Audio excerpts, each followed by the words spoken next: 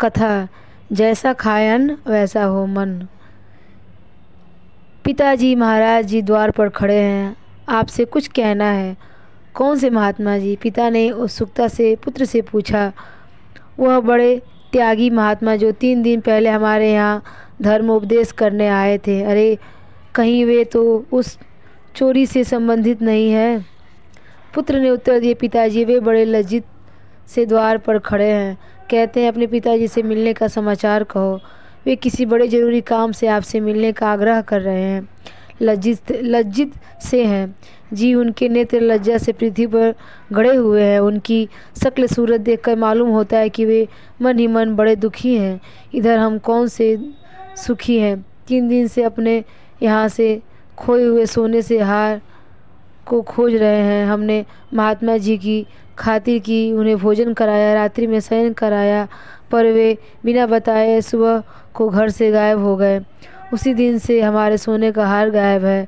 गेरुआ वस्त्र में के भीतर भी चोर छिपे होते हैं।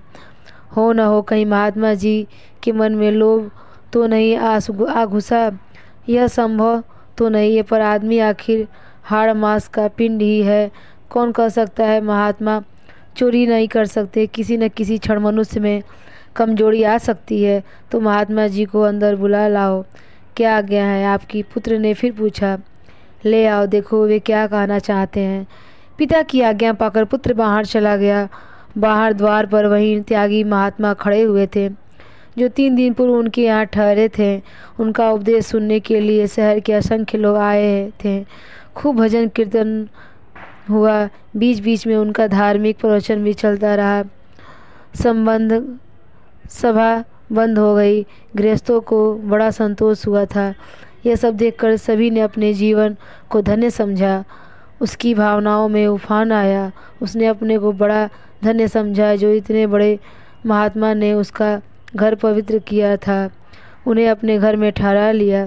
3 दिन तक त्यागी महात्मा का धर्मोपदेश उनके यहाँ रहा।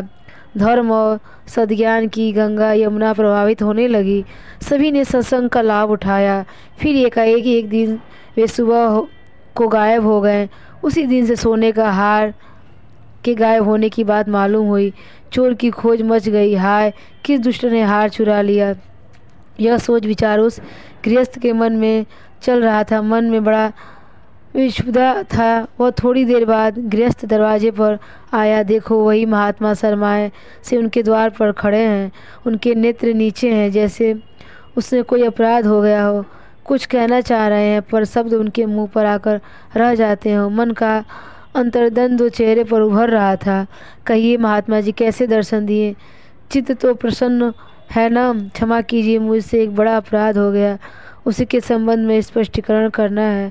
आपसे और अपराध हो गया? त्यागी महात्मा से अपराध? यह तो असंभव है। क्या कह रहे हैं आप? समझ में नहीं आ रहा है। नहीं, यह संभव है। मुझ जैसे त्यागी धर्म उपदेश से भी पाप हो गया। हाय, मुझे अपने ऊपर बड़ी आत्मग्लानि हो रही है। हर मनुष्य से गलती हो सकती है। यह कहते कहते महात्मा जी रोने लगे। गृहस्थ को उन पर बड़ी दया आई। एक सत्पुरुष को दुखी देख वे द्रवित हो उठे। उन्हें मन में क्षोभ हुआ। आप इतने दुखी क्यों होते हैं महात्मा जी? गृहस्थ बोले, मेरे मन में आपके प्रति लोभ मात्र भी घृणा नहीं है। महात्मा जी ने दुखित मन से अपनी झोली में से वो सोने का हार निकाला। लड़का चिल्ला उठा, पिताजी यही है हमारा वो खोया हुआ सोने का हार। मिल गया। आह, नुकसान दूर हो गया। वो खुशी से नाच उठा। उधर महात्मा जी आत्मग्लानि से मरे जा रहे थे। गृहस्थ ने वो हार ले लिया। मुक्त कंठ से क्षमा करते हुए बोला, महात्मा जी मैं आपको क्षमा करता हूँ। गलती इंसान से होती है। आपने अपनी गलती के प्रति दुख प्रकट कर दिया, यही काफ़ी है। कुछ देर अशांति रही। ऐसा लगता था कि महात्मा जी कुछ कहना चाह रहे थे। गृहस्थ को बड़ा आश्चर्य हुआ कि इतने त्यागी और विद्वान होते हुए भी क्यों उन्होंने हार चुराया, क्यों उन्हें लौटाने आए। महात्मा जी जाने लगे तो गृहस्थ ने उन्हें आदरपूर्वक रोका। उनके मन में जो गुत्थी थी उसे सुलझाने के लिए उनका मन विद्रोह कर रहा था। वह शंका निवारण करना चाहता था। ठहरिए त्यागी जी, मन में एक बड़ा शंका पैदा हो गई। कृपया कर उसे शांत करते जाइए। आप जैसे विद्वान से ये शंका समाधान हो सकता है। मैं जानता हूँ कि आज आपका मन दुखी है, फिर भी पूछने की इच्छा बलवंती हो उठी। बिना पूछे मन नहीं मानता है, कहिए क्या पूछना चाहते हैं आप। शंका समाधान करूँगा। क्षमा करें, इतने त्यागी और विद्वान होते हुए आपने भला मेरे घर से हार क्यों चुराया और फिर क्यों लौटाने आए? ये उलझन मुझे परेशान किए हुए है। उन्होंने एक गर्म उच्छ्वास भरी पछताते हुए कहने लगे, क्या बताऊं भाई, यह बुरे अन्न का कुप्रभाव था। सो कैसे बात समझ में नहीं आई, स्पष्ट कीजिए इसे।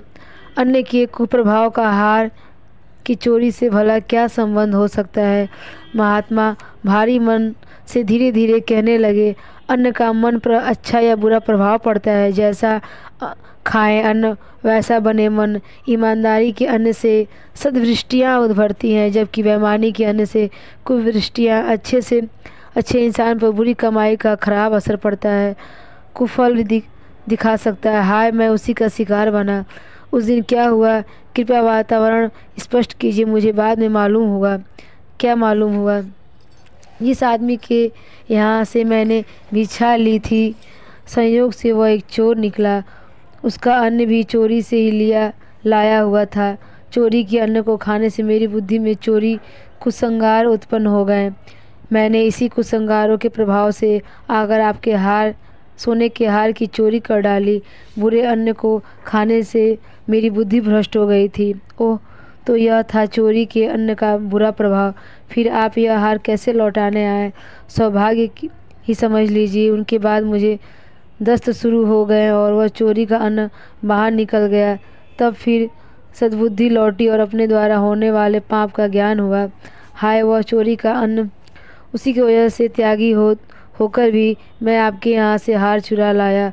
अन्न से मन बनता है, कुधान्य खाने से सदा बचना चाहिए, उसी से पाप की प्रवृत्ति उत्पन्न होती है।